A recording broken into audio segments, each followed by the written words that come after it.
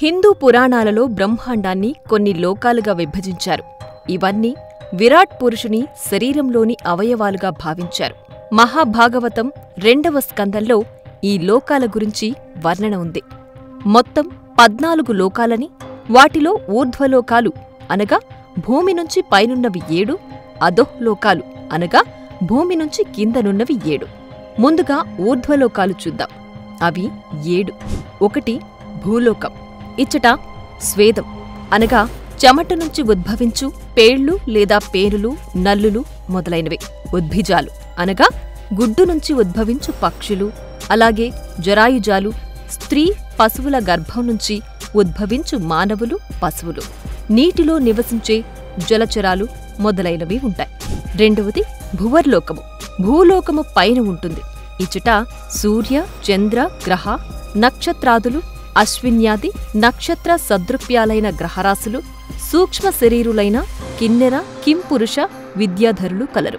సువర్లోకము లేక స్వర్గలోకము. ఇది భువర్లోకము పైన ఉంటుంది. ఇక్కడ అధిష్టాన దేవతలు అగు ఇంద్రాదులు, దిక్పాలకులు, వర్షవాయువులు, ఐశ్వర్యాదులు కలరు. వీరితో పాటు సాధ్యులు, మహర్షులు, గంధర్వులు, అప్సరసులు కలరు. వీరు కామరూపులై భోగాలను అనుభవింతురు. వీరికి వృద్ధాప్యం, శరీర దుర్గంధాదులు ఉండవు. వీరిని క్షుత్పిసలు బాధింపవు. వీరు అయోనిజులు కావున మాతృగర్భవాసం వీరికి ఉండదు. మహర్లోకము. ఇది సువర్లోకము పైన ఉంటుంది. ఇక్కడ దేవతలు తపస్సు చేస్తుంటారు. ఎలా స్వర్గలోకంలోని దేవతలు దివ్య సుఖాలను అనుభవిస్తున్నారో అవన్నీ ఇక్కడ తపస్సు ద్వారా పరిపూర్ణంగా అనుభవిస్తుంటారు. జనోలోకము. ఇది మహర్లోకము పైన ఉంటుంది. దీనిని కొందరు సత్యలోకమని కూడా అంటారు. ఏ స్త్రీ భర్త మరణానంతరం సహగమనం చేస్తారో ఆమె పవిత్రశీల ప్రభావంతో ఆమె పతికి అన్య జన్మ ఉన్నప్పటికీ జన్మరాహిత్యం కలిగి సతీ పతులిరువురు ఈ జనలోకంలో సుఖశాంతులతో వర్ధిల్లురు. ఇక్కడ అయోనిజ దేవతలు కూడా తపమాచరిస్తుంటారు.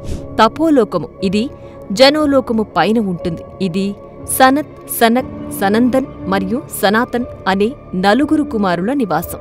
వీళ్లు విష్ణుమూర్తి యొక్క మొదటి అవతారాలు. వీరు అమరత్వం కలిగి 5 సంవత్సరాల చిన్నపిల్లల రూపంలో ఉంటారు. వారు బ్రహ్మలోకానికి, మిగతా లోకాలకు సులభంగా వెళ్లివస్తారు. ఇక్కడ అయోనిజ దేవతలు కూడా నివసిస్తారు. పంచభూతాలు, పంచేంద్రియాలు వీరి అధీనంలో ఉంటాయి. కైలాసం, వైకుంఠం, మణిద్వీపం, స్కందలోకం ఇచ్చటనే కలవు. ఈ లోకం సర్వదా సుగంధ ద్రవ్యాలతో, సువాసనలతో, శాంతియుతంగా, సాంద్రానందంతో కూడి ఉంటుంది. భూలోకంలో ఎవరెవరు ఏ ఏ దేవతామూర్తులను ఉపాసిస్తారో ఆయా మూర్తుల రూపాలతో ఇక్కడ తపం ఆచరిస్తున్నారు. ఈ రీతిగా వారు కల్పాంత కాలం అక్కడనే ఉండి కర్మానుసారం భూలోకంలో తిరిగి జన్మించి మరలా పవిత్ర తపాలు ఆచరించి ఎప్పుడు మహాప్రళయంలో సర్వం లయమగునో అప్పుడు వీరు కూడా జన్మరాహిత్యం పొందుదురు. సత్యలోకం.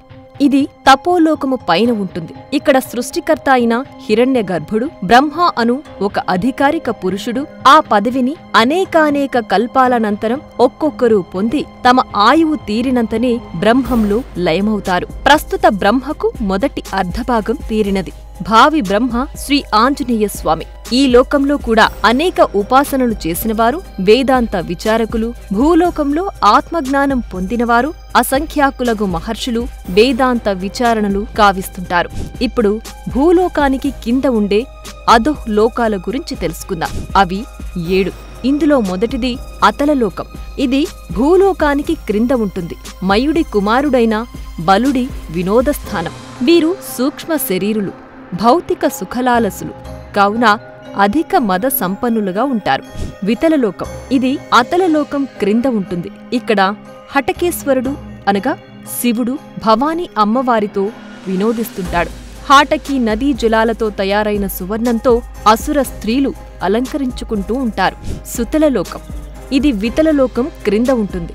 సప్త చిరంజీవులలో ఒకరైన మహాపురుషుడు బలిచక్రవర్తి ఇక్కడే ఉన్నాడు. బలిచక్రవర్తి స్వర్గంలో ఉండే ఇంద్రుడు అనుభవించే భోగాల కన్నా ఎక్కువ భోగాలను అనుభవిస్తూ వైభవంగా పాలిస్తుంటాడు. తలాతలలోకం. ఇది సుతలలోకం క్రింద ఉంటుంది. ఇక్కడ యక్షులుంటారు. అలకానగర పరిపాలకుడు కుబేరుడు యక్షులకు రాజు. వీరు అన్ని లోకాలలో ఉన్న గుప్త నిధులను రక్షిస్తుంటారు.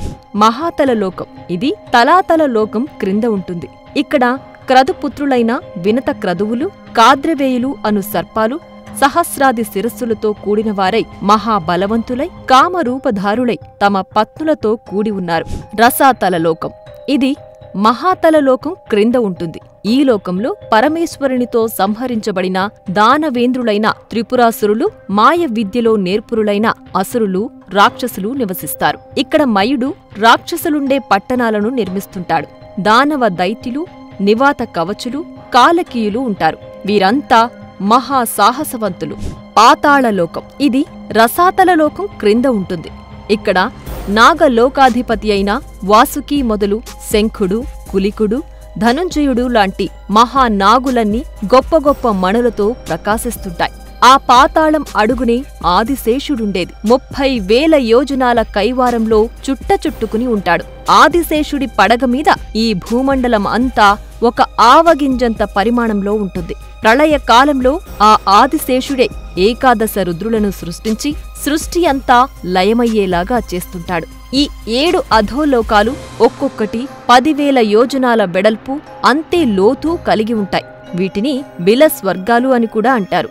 ఈ లోకాల్లో కూడా కామ, భోగ, ఐశ్వర్యాలు స్వర్గలోక వాసులకు లభించినట్లే ఇక్కడి వారికి లభిస్తుంటాయి. ఈ లోకాలన్నింటినీ మయుడు నిర్మించాడు. అంతులేని కామభోగాలను నిరంతరం అనుభవిస్తూ ఉండడమే ఈ లోకవాసుల పని.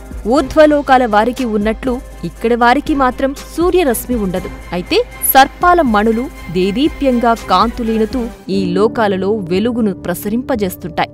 ఇక్కడి వారంతా వ్యాధులకు, వార్ధక్యానికి, మానసిక బాధలకు దూరంగా ఉంటారు. మొత్తంగా ఇది 14 లోకాల గురించిన సమగ్ర సమాచారం.